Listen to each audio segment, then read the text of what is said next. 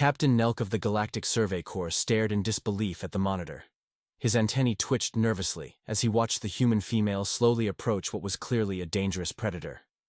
The creature, a large canine with matted fur and bared teeth, cowered in the corner of what humans called an alley, growling warnings that any sensible being would heed. "She's going to get herself killed," Nelk muttered to his science officer Trill. "Humans are known for their recklessness," Trill replied, her compound eyes fixed on the scene. "But this exceeds even their usual disregard for safety." The Corps had been observing Earth for 3 standard cycles now. Their mission was to evaluate humanity's readiness for first contact, and so far the results were perplexing. Humans were simultaneously brilliant and foolish, peaceful and violent, logical and deeply irrational. On the screen, the human, Lisa, according to their identification software, continued her approach to the feral beast. Instead of weapons, she carried only a small container of food and spoke in soft, soothing tones. "Our translators indicate she's using infantile speech patterns," the linguistics officer noted, as if addressing a child. "With a predator?" Nelk's scales rippled in confusion. The dog lunged suddenly, snapping its jaws. The aliens collectively flinched, but Lisa merely paused, maintaining her distance while continuing to speak gently. 20 minutes later, the Corps watched in amazement as Lisa led the now calm animal into her ground vehicle. The creature that had been ready to attack was following her voluntarily. "Mark this in the report," Nelk said. "Humans appear to possess some form of mind control over lower species." But Trill shook her head. "I don't think that's it, Captain. There's something else at work here."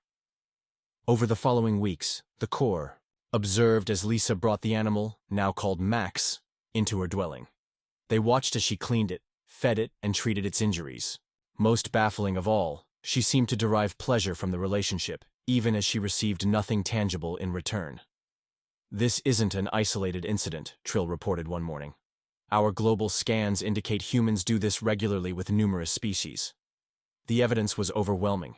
Humans routinely approached frightened, sometimes dangerous animals, and through patience and care, transformed them into what they called pets. These creatures then lived alongside humans in a relationship that defied the Corps' understanding of interspecies interaction. "It's not symbiosis in the traditional sense," the biology officer explained. "The humans expend significant resources caring for these animals with minimal practical benefits."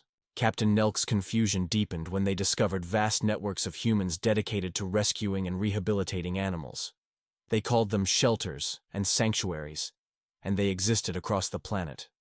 "The Council won't believe this," Nelk said, reviewing the latest findings. "A spacefaring species that deliberately seeks out relationships with non-sentient, sometimes hostile creatures for emotional fulfillment? Perhaps that's what makes them unique," Trill suggested. "They see potential for connection where other species see only threat or resource." As their observation period continued, the Corps began to wonder if this strange behavior might be more significant than they'd initially thought. Perhaps this unusual empathy was not a weakness, but a strength they had yet to fully understand. The Galactic Council chamber fell silent as Captain Nelk concluded his preliminary report. The representatives of the 12 most advanced civilizations in the known galaxy exchanged uncomfortable glances. "You expect us to believe," began Counselor Rix, his gelatinous form rippling with skepticism, "that humans routinely approach dangerous creatures, invest resources in their well-being, and then incorporate them into their family units?" "The evidence is conclusive," Nelk replied, gesturing to the holographic display showing dozens of examples. "They call it rescue or adoption. They even have a saying, 'Who rescued whom?'" The council members watched footage of a human male named Tom coaxing a malnourished feline from beneath a damaged structure. The creature hissed and swiped with sharp claws, drawing blood, yet the human persisted with remarkable patience. "This behavior contradicts all rational risk assessment," observed the mechanoid representative, its optical sensors whirring as it analyzed the data. "The cost-benefit analysis does not compute." "That's just it," Trill interjected. "Humans don't seem to make these decisions based on logical calculation. There's an emotional component we don't fully comprehend." The next footage showed Tom 3 months later. The same feline, now healthy and groomed, curled contentedly on his lap as he manipulated his entertainment device. "What's most remarkable," Nelk continued, "is how the animals respond. They form genuine attachments to their human caretakers, displaying behaviors that mimic family bonds." Counselor Vaz of the Hive Mind Collective buzzed thoughtfully. "In our evolutionary history, we eliminated all predators on our homeworld. It was the logical solution." "Most species do," agreed Nelk. "But humans? They invite predators into their homes, give them names, celebrate their birthdays, and grieve when they die." The council reviewed more evidence. Humans rehabilitating injured birds of prey, nursing orphaned wildlife, and even forming relationships with massive oceanic mammals. Each example seemed to baffle the council further. "There's more," Trill said, advancing to the next section of their findings. "Humans have established complex systems dedicated solely to animal welfare. They have laws protecting animals, medical, specialists who treat only non-human species, and some humans dedicate their entire lives to rehabilitation work." The display showed footage from a wildlife sanctuary where a human named Jack worked with traumatized primates. Despite being bitten numerous times, he returned day after day, gradually earning the trust of creatures that had known only cruelty from his kind. "Notice how the human makes himself physically smaller," Nelk pointed out. "He adapts his behavior to communicate non-threat in terms the animal can understand." "Fascinating," murmured the crystalline delegate. "They possess natural diplomatic abilities that cross species boundaries." "Precisely," said Nelk. "And we believe this trait may have significant implications for humanity's potential role in the galactic community." As the council members absorbed this information, Vaz raised the appendage. "Could this behavior be some form of dominance display? Perhaps they simply enjoy controlling other species?" "We considered that," Trill replied. "But the emotional investment appears genuine. Humans often describe these relationships using terminology reserved for deep personal connections. They call them family members," added Nelk, "and based on physiological responses, they appear to mean it." The council chamber erupted in murmurs. The concept was so foreign that several members requested raw data to verify the conclusions independently. "If what you're suggesting is true," said Counselor Rix slowly, "these humans possess an empathic capacity that exceeds anything we've encountered in our exploration history." "Yes," Nelk agreed. "And that's why we believe the standard first contact protocols may need reconsideration." On the outskirts of human civilization, in a place humans called Montana, First Contact Specialist Reed set up his field station. Disguised as a human wildlife researcher, he had been dispatched by the council to gather more direct evidence of humanity's unusual relationship with Earth's fauna. The small cabin overlooked a vast wilderness area, where large, predatory mammals still roamed freely. According to the Corps' research, a human named Marcus operated a wildlife rehabilitation center nearby, specializing in creatures humans called wolves, social predators that closely resembled domesticated canines but retained their wild nature. Reed's mission was simple: observe Marcus's methods up close and determine if this animal whispering ability was common among humans or limited to specialists. On his third day of observation, Reed watched through high-powered optics as Marcus approached a transport container. Inside was a young female wolf, injured by what appeared to be a vehicular collision. The creature's eyes reflected terror and rage as Marcus carefully opened the container. What followed defied Reed's understanding of predator psychology. Marcus sat silently several meters away, occasionally speaking in low tones but making no attempt to touch or restrain the animal. Hours passed this way, with Marcus occasionally tossing small food items toward the wolf, but otherwise simply existing in its presence. "Incredible patience," Reed noted in his recorder. "The human appears to be allowing the predator to acclimate to his presence at its own pace. By the 7th day, the wolf would eat while Marcus sat nearby. By the 14th, it would approach him cautiously to receive food directly. The transformation was remarkable, a wild predator gradually accepting the presence of what should have been registered as either threat or prey." Reed's observations were interrupted when a ground vehicle approached his cabin. To his alarm, it was Marcus himself. Cover blown, Reed prepared his emergency extraction signal. "Hey there," Marcus called as he exited his vehicle. "Thought I'd come introduce myself. Don't get many neighbors out this way." Reed fumbled through the human greeting ritual, a hand clasp that still seemed unnecessarily intimate to his sensibilities. "I'm studying wildlife behavior patterns," Reed explained. Sticking to his cover story, Marcus nodded. "Thought as much. Listen, I'm heading into town for supplies. Wondered if you needed anything?" This unexpected offer of assistance confused Reed. "No, thank you. I am well provisioned." "Well, if you change your mind, I'm just down the road. Oh, and if you're interested in wolves, you should come by. Got a young female recovering at my place. Educational opportunity." After Marcus left, Reed reported the interaction to his superiors. The directive came back immediately. Accept the invitation. Observe the human's techniques directly. 2 days later, Reed found himself inside Marcus's rehabilitation facility, watching as the human treated the wolf's injuries without restraints or sedation. The animal remained calm under his touch, displaying a level of trust that seemed impossible for a wild creature. "How do you do this?" Reed asked, genuinely puzzled. "Is it a special talent?" Marcus laughed. "No special powers, just patience and respect. You have to give them choice, see? Let them decide to trust you rather than forcing it." "But she's wild," Reed pressed. "Dangerous." "Of course she is," Marcus agreed, gently examining the healing leg wound. "And she'll stay wild. The goal isn't to tame her permanently, it's to help her heal so she can return to her pack. We're just temporary friends." Reed struggled to process this information. "You invest all this effort knowing she'll leave?" Marcus's expression grew thoughtful. "That's the whole point. Success means she doesn't need me anymore. There's something beautiful about that, don't you think?" For the first time in his career as a cultural analyst, Reed found himself without adequate response. The human concept being expressed seemed paradoxical, yet undeniably profound. "Besides," Marcus continued, unaware of Reed's internal confusion, "every creature deserves compassion. That's not complicated, is it?" But to Reed and the watching council, it was indeed very complicated, and potentially revolutionary. The emergency council session was called after Reed's latest report. The implications were too significant to process through normal protocols. "Are we certain this isn't merely a cultural anomaly?"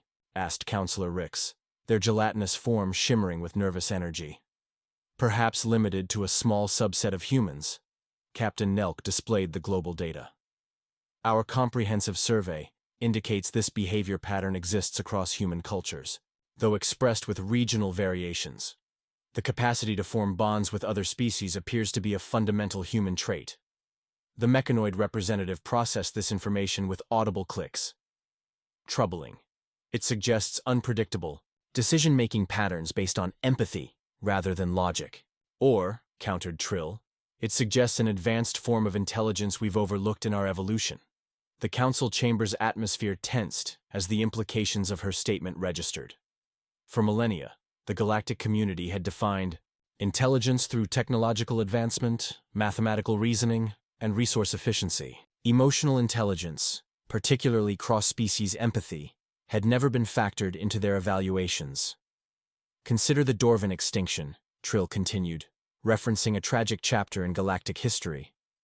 "A sentient species that communicated primarily through emotional resonance. We failed to recognize their intelligence until it was too late."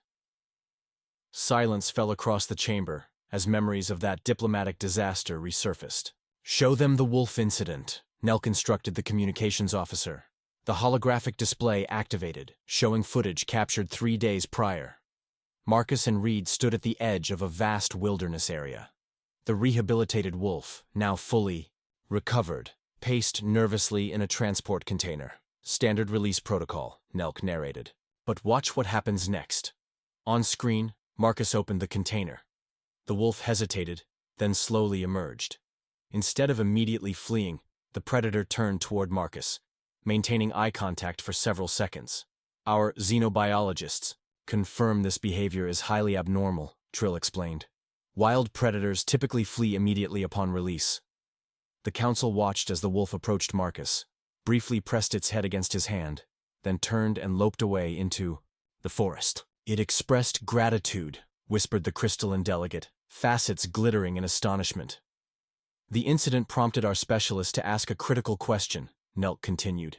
If humans can form meaningful connections with non-sentient species from their own world, how might this ability translate to interactions with sentient species from other worlds? The implication hung in the air like a physical presence. Counselor Vaz broke the silence. You're suggesting humans might possess unique diplomatic capabilities. More than that, Reed interjected, joining the transmission from Earth. I believe their capacity for cross-species empathy might help address some of our most persistent interspecies conflicts. The mechanoid representative's lights flashed in skepticism. Based on their ability to tame primitive Earth creatures, this seems an excessive extrapolation. Not tame, Reed corrected. That's what makes this significant. They don't seek to control these animals. They form relationships with them while respecting their wild nature. The distinction is crucial. The council deliberated as Reed shared more observations. Humans rehabilitating creatures with no utilitarian value, forming emotional bonds with species possessing radically different cognitive structures, and most remarkably, adapting their own behavior to accommodate the needs of other species. In my centuries of diplomatic service, Reed concluded, I've never observed a species so naturally inclined to bridge biological divides. The humans don't just tolerate difference, they celebrate it. Counselor Rix's form rippled thoughtfully. If what you're suggesting proves correct, these humans might help us communicate with species we've deemed incomprehensible. Like the Mist Collective, someone murmured, naming a gaseous intelligence the Council had failed to establish meaningful relations with, despite centuries of effort. Or the Deep Dwellers, added another, referencing the mysterious oceanic civilization that had rebuffed all contact attempts. Precisely, said Nelk. Which brings us to our recommendation, accelerated first contact with a focus on cultural exchange rather than technological assessment. The council chamber erupted in debate, tradition clashing with the tantalizing possibility that humans, technologically primitive but emotionally sophisticated, might possess exactly what the galaxy needed most. Dr. Emma Wright, veterinary specialist, at the International Wildlife Rehabilitation Center, was having an ordinary Tuesday until the blue light appeared in her office. She had just finished treating a red-tailed hawk with a broken wing when the air shimmered and coalesced into a translucent sphere of pulsating energy. Emma froze, scalpel in hand, as the sphere projected a three-dimensional image of a being unlike anything she'd ever seen. Vaguely humanoid, but with iridescent scales and antenna-like appendages. Dr. Emma Wright, the being spoke, its voice strangely melodic. I am Captain Nelk of the Galactic Survey Corps. Please do not be alarmed. Emma's scientific mind warred with disbelief. I'm either hallucinating or this is some elaborate prank. Neither, Nelk replied. We have been observing Earth for some time. Your specific work has come to our attention. Emma set down the scalpel carefully. The hawk in its cage had gone eerily silent, eyes fixed on the projection.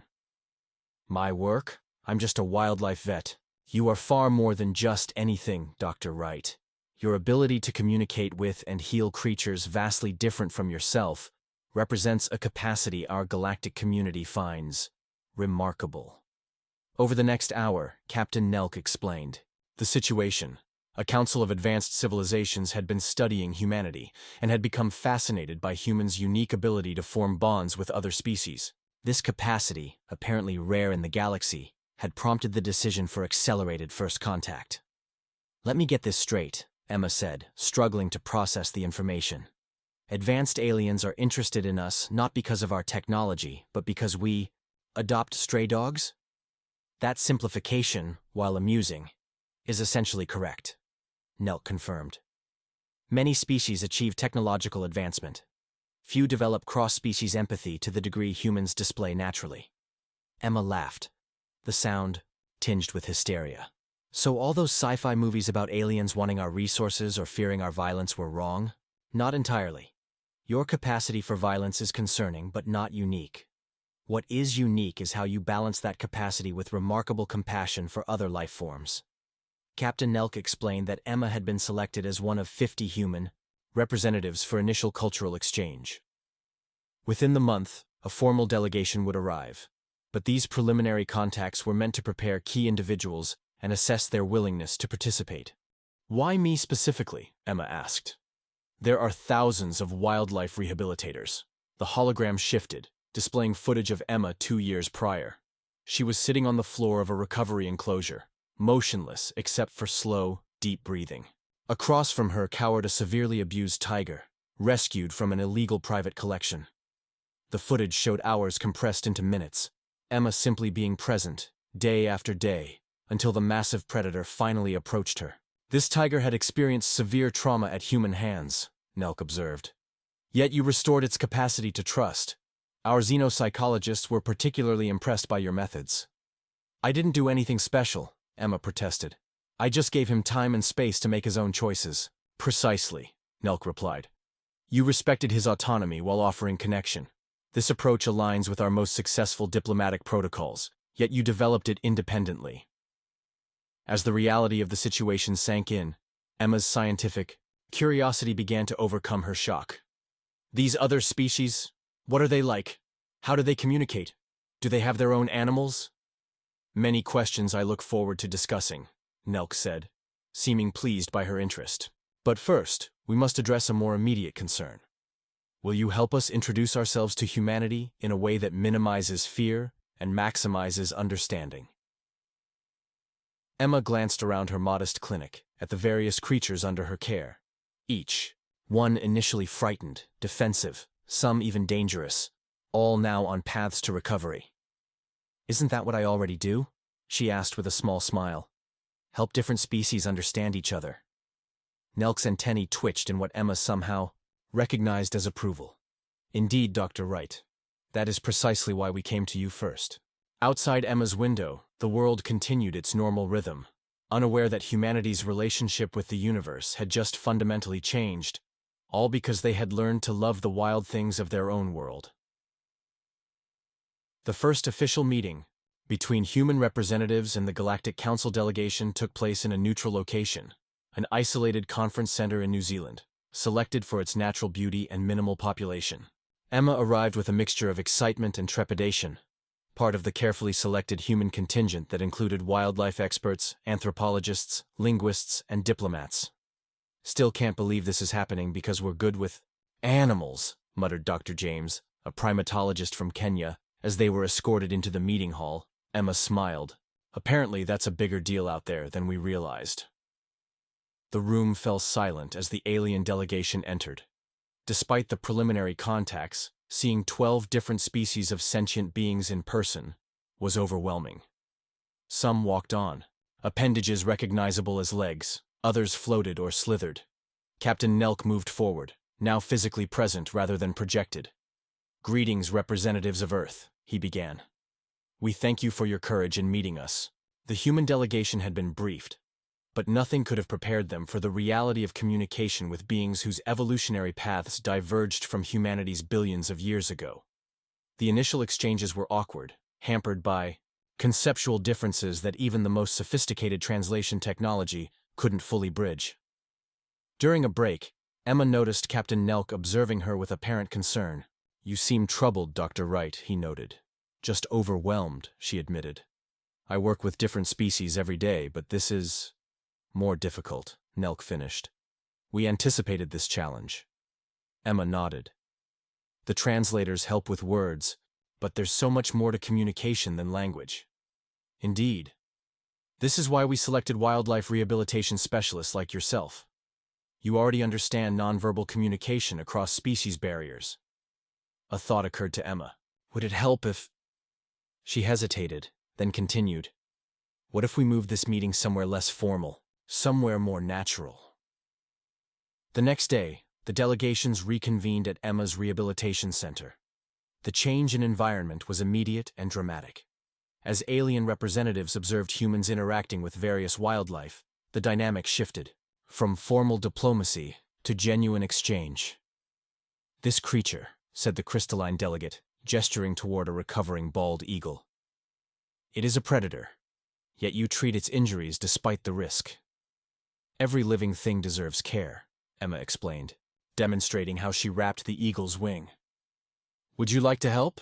To the astonishment of both delegations, the crystalline being, a species known for its rigid adherence to hierarchy, carefully extended a faceted appendage, and, under Emma's guidance, helped secure the bandage. Similar scenes unfolded throughout the facility. The mechanoid representative, initially the most skeptical of human empathy, became fascinated by the mathematical precision of honeybee communication. The gelatinous counselor Rix found unexpected commonality with an octopus in the aquatic recovery section. "They're connecting through shared experience rather than words," observed Dr. James with wonder.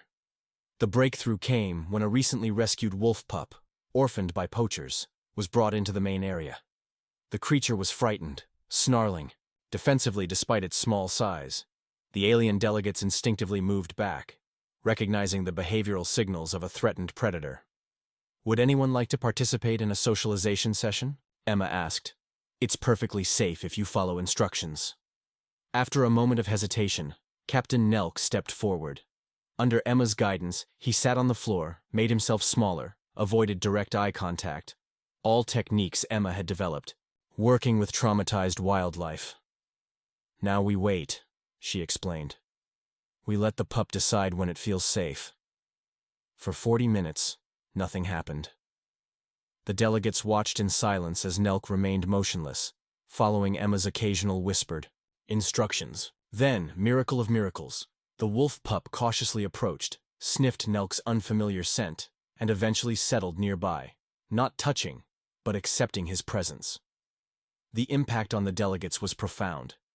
They had understood the concept, intellectually, but witnessing the actual process, the patience, the respect for another being's autonomy, the gradual building of trust, transformed their understanding.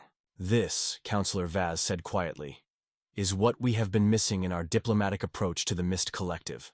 We have demanded response on our timeline, not theirs." By day's end, the formal barriers had dissolved. Aliens and humans worked side by side, learning to read each other's communication cues through the shared experience of caring for creatures who spoke no language any of them recognized, yet whose needs they could all understand. As Emma watched, Captain Nelk gently offering water to the wolf pup, she realized they had found something universal after all. Not through mathematics or physics, but through compassion. "Perhaps," Nelk said, meeting her gaze, "we have been overthinking diplomacy for millennia." 5 years after first contact, Emma stood on the observation deck of the Harmony Station, a joint human galactic outpost orbiting Earth. Below, the blue-green planet shimmered with life, while above, the vast expanse of space promised endless discovery. "Thinking deep thoughts, Dr. Wright?" asked Captain Nelk, joining her at the viewport. Emma smiled, reflecting on how much has changed. 5 years ago, I was setting fractures in eagle wings. Now I'm helping design interspecies communication protocols for beings from 12 different solar systems. And doing an exemplary job, Nelk added. "The Mist Collective has finally agreed to formal diplomatic relations, largely due to your team's approach. The Wildlife Protocol, as it had come to be known, had revolutionized galactic diplomacy. Based on techniques developed by human wildlife rehabilitators, it emphasized patience, nonverbal communication, and respect for autonomy. Species that had remained isolated or hostile for millennia were gradually opening to communication. "I have something to show you," Nelk said, leading Emma to a secure section of the station. The doors opened to reveal a containment area unlike any Emma had seen before. Inside was a swirling mass of what appeared to be luminescent gas, constantly changing colors and patterns. "A juvenile stellar drifter," Nelk explained. "The first of its kind to be studied up close. Its parent was injured passing through a mining zone. The young one refused to leave its side." Emma watched the beautiful alien creature with wonder. "Is the parent recovering?" "Yes, at our medical facility in the Andromeda Arm. But the juvenile has been refusing sustenance. Our scientists are concerned." Emma understood immediately why she'd been called. "You want me to try my methods, if you're willing. These beings have never been successfully kept in captivity. We don't even know if they're fully sentient by our definitions, but they're certainly intelligent." Over the following weeks, Emma approached the juvenile stellar drifter with the same principles she'd used with countless Earth creatures: patience, consistency, and respect. She simply sat near the containment field for hours each day, occasionally speaking softly but mainly just being present. Station personnel were skeptical. "It's a gas cloud," one scientist remarked. "It probably doesn't even perceive you." But Emma persisted, noting subtle changes in the being's movement patterns when she arrived and departed. On the 15th day, she noticed the colors shifting toward blue wavelengths whenever she spoke. "It's responding to voice vibrations," she realized. Working with the xenobiology team, she developed a system to translate her voice into specific vibrational patterns. The breakthrough came on day 23. The stellar drifter approached the containment barrier when Emma arrived, its colors pulsing in what seemed like recognition. When she activated the vibration translator, the being responded with a complex pattern of its own. "It's communicating," the xenolinguist confirmed excitedly. "Not language as we understand it, but definitely intentional communication." Within days, the juvenile began accepting the nutrient particles the scientists had been trying to provide. More remarkably, it began to share information, through color, pattern, and vibration, about its species' migration routes through deep space. "The data is revolutionary," Nelk told Emma as they reviewed the findings. "Stellar drifters traverse regions we considered impassable. They perceive reality in ways our sciences haven't imagined." News of the breakthrough spread throughout the galactic community. Species that had evolved in environments as diverse as gas giants, crystalline asteroid fields, and liquid methane oceans began sending observers to learn the human approach to cross-species communication. "It's ironic," Emma commented during a council briefing. "Humanity spent centuries looking to the stars, hoping to find intelligence like our own. Instead, we discovered that our greatest gift to the galaxy is what we learned from the creatures of our own world." "Not ironic," replied Councillor Vaz, whose opinion of humans had transformed over the years. "Poetic. You evolved on a planet of tremendous biodiversity, forced to recognize intelligence unlike your own simply to survive." Captain Nelk, now Earth's permanent liaison to the Council, nodded in agreement. What appeared to be a strange human peculiarity, adopting and caring for creatures that offered little practical benefit, turned out to be the very trait the galaxy needed most. As the meeting concluded, Emma received an alert from the containment area. The juvenile stellar drifter was ready for release, fully recovered and eager to rejoin its parent, who would be arriving near Saturn's rings within the day. Emma and Nelk stood together as the containment field was deactivated. The luminous being hovered briefly before them, its colors shifting through a dazzling spectrum that the translators interpreted as something like gratitude. Then, in a finale that left even veteran xenobiologists speechless, the stellar drifter extended a tendril of glowing matter, gently brushing against Emma's hand before accelerating away toward the vastness of space. "Did it just pet you?" Nelk asked incredulously. Emma laughed, tears in her eyes. "No, old friend. I think it just adopted me." As they watched the beautiful creature disappear among the stars, Emma reflected on the long, strange journey from her small wildlife clinic to this moment. Humanity had discovered that their place in the cosmos wasn't defined by their technology or their dominance, but by their unique capacity to form bonds across the boundaries that separated living things. In a universe where difference had so often led to isolation or conflict, humans had brought something unexpected. The simple, revolutionary idea that diversity wasn't just to be tolerated, it was to be celebrated, protected, and loved. And that, perhaps, was humanity's greatest contribution to the stars. The end.